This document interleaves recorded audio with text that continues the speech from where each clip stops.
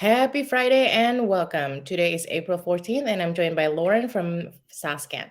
Today, we have an exciting stream that will help founders innovate faster and pivot during these unprecedented market conditions. We will be revealing the key insights and metrics from SaaSCan's most recent research. We'll dive into the key metrics SaaS founders should focus given today's condition and which SaaS benchmark reports are best suited for which purpose. And before we dive into that, today guiding your conversation is me, Anastasia, the head of partnerships here at Boast. And Lauren, maybe you can do a quick intro. I'd love to, and it's great to be here with you today, Anastasia. So I'm the founder of SaaSCan, and I've come a roundabout way to have this wear this hat today.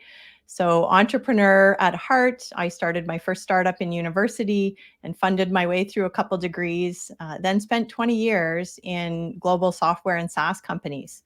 IBM, Cognos, PTC, Kinaxis, before about 4 years ago, starting my own company again to lean in and help SaaS companies optimize the customer experience and maximize their own recurring revenue. Awesome. Thank you so much, Lauren. And I love that kind of like that's your background because you have the point of view of kind of a founder and also like a much larger company who's a lot more regimented when it comes to understanding their unit of economics and their metrics. Yes. Okay, let's dive in. So, what are the SaaS benchmarks? What are SaaS benchmark, and why should founders care about them? It's a really good question. And so the way I think of SaaS benchmarks is they're like a diagnostic tool. So the same way you'd go to your doctor and she would use a stethoscope and weigh you and measure you and send you for a blood test, SaaS benchmarks help you understand the health of your SaaS company, and they help you compare your SaaS company to others like yours. And they're critical for founders to know and understand for a couple of reasons. I'd love to share with you. There's three. The first is they help you set better goals and internal KPIs. You know where you should be focused at different stages. So that's the first one. The second reason founders really need to focus on these is because investors and lenders focus on them. You need to know and be prepared if you're going into financing and fundraising conversations. And then the third reason is just really when it comes to the point in your SaaS company growth where you've got a board, understanding how you're positioned on these benchmarks helps you better communicate with your board and have informed conversations about your performance. That's really good to know. So, going back to your first reason, which is like which metrics for which stages, I have a follow up. Can Yeah, you for tell us sure. a little bit more about SaaSCan for startups and SaaSCan for scale ups? I sure can. And I'll probably take that one in the reverse order, Anastasia, because I started with scale ups. And that's what led me to say, oh my goodness, if we could get startups learning about this sooner, wouldn't that be powerful? So SaaSCan for Scale Ups is a company, it's part of the company where we help growing and scaling SaaS companies really map the customer journey and understand through the lens of metrics and customer experience how they can deliver value through the customer lifetime and how they can optimize their own revenue. For scale ups, we generally work with companies, 5 million ARR and above, US, Canada, doesn't matter. And through that work and measuring those metrics, the light bulb went off for me that, wow, at this stage, companies aren't always clear more often than you would think on the SaaS metrics that matter, the customer metrics that matter. And so we launched SaaSCan for startups. Really doubled down in the last year and a half. And what we do is we do Canadian centric SaaS metrics research, all available at no charge to founders. And we do one-on-one coaching and mentoring for Canadian SaaS founders under 2 million ARR at no charge to them. I love the questions that come in. It's easy for them to ask what they think might be dumb questions. They never are. But that's we're able to help them learn what to focus on early, what great looks like, so that by the time they get to scale, they really know what's important and how to measure it. I would love to dig deeper into that, especially like what they really need to know, because the reality is there are so many benchmark reports out there. So help us understand here for those that are tuning in, which ones are most applicable to Canadian founders in the early stage, like which metrics? Yeah, that's great. And maybe we can start with the benchmark reports first, and dive into those. So there are so many out there. As I was peeling back the layers, I was saying, wow, there are paid benchmark reports, there are free benchmark reports. What SaaSCan did recently is we looked at 9 of the most commonly used free SaaS benchmark reports. They're all publicly available, and we analyzed them across 17 dimensions. And we just wanted to understand, are they all equal? Which ones are better for early stage companies? Which ones are better for later stage companies? Which ones are really rigorous on kind of the data analytics versus more general, interesting reports? And so what we found is for early stage companies under 5 million in ARR, the top one that I would recommend is Cap Chase, actually.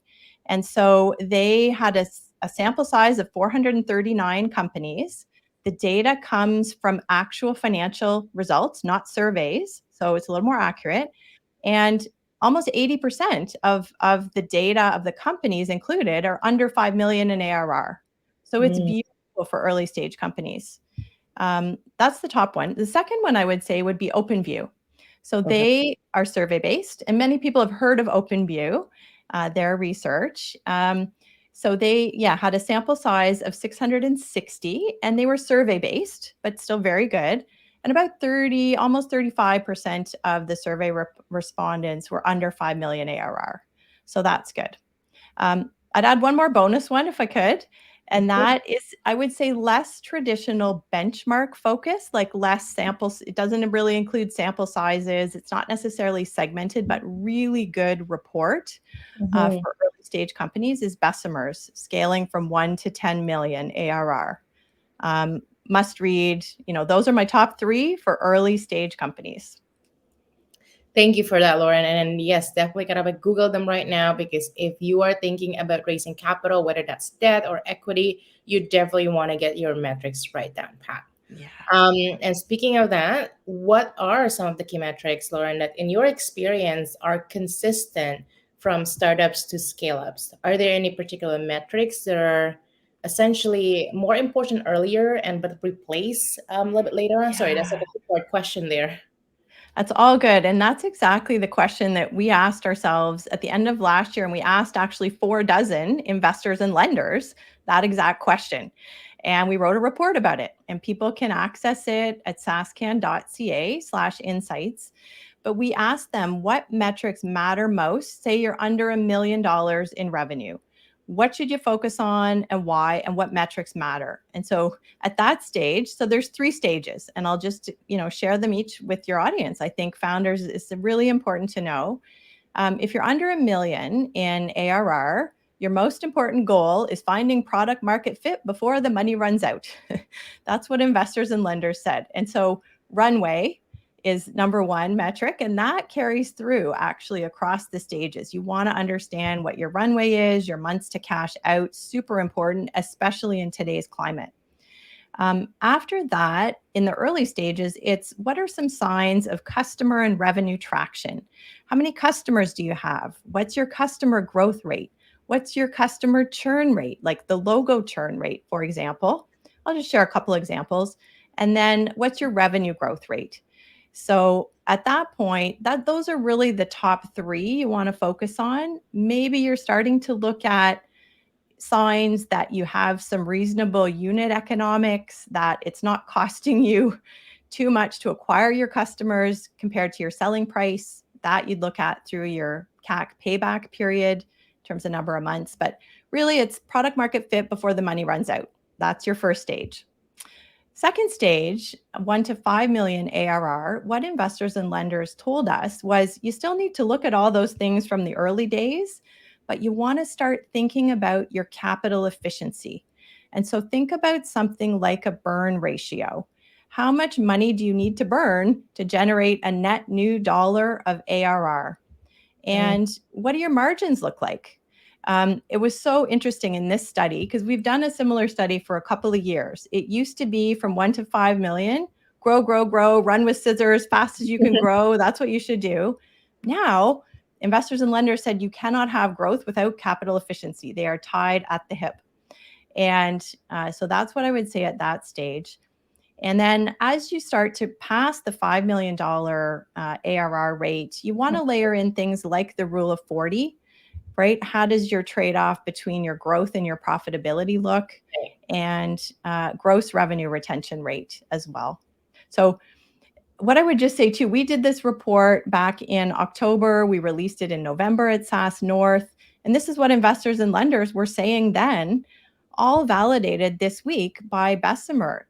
They just released the State of the Cloud in 2023, their top 6 metrics that they call fundability metrics. Definitely visit the Bessemer website and check that out if you're watching today. These 6 metrics, the same ones that we identified in the early stage and the under 5 million stage to focus on. So it's a short list. No, that's really good to know. It is a short list, but there is, I feel like, I don't think we have the time today, but there is so many different metrics that make up to kind of like that one particular category. Because if we're just talking about capital efficiency, and I used to run an accelerator, it surprised me how we are not thinking about the funnel as a whole. So we're not thinking about basically top of funnel conversion all the way into actual like dollar generated. And that's actually one of the most difficult metrics, to be honest, to or KPI, I suppose, like to keep an eye out for, and then actually designed to measure that correctly. But once you do, boy, oh boy, and you layer in your actual cost of operations and delivery, you have your capital efficiency. Like you have to like really think about it at a granular level. And I think that's something that in the weeds of running and scaling a business doesn't always take a first priority. But I would really urge you like to talk to your finance leads and really seek advice on kind of like having that clarity like in your business and where you're really at, because that's absolutely important right now.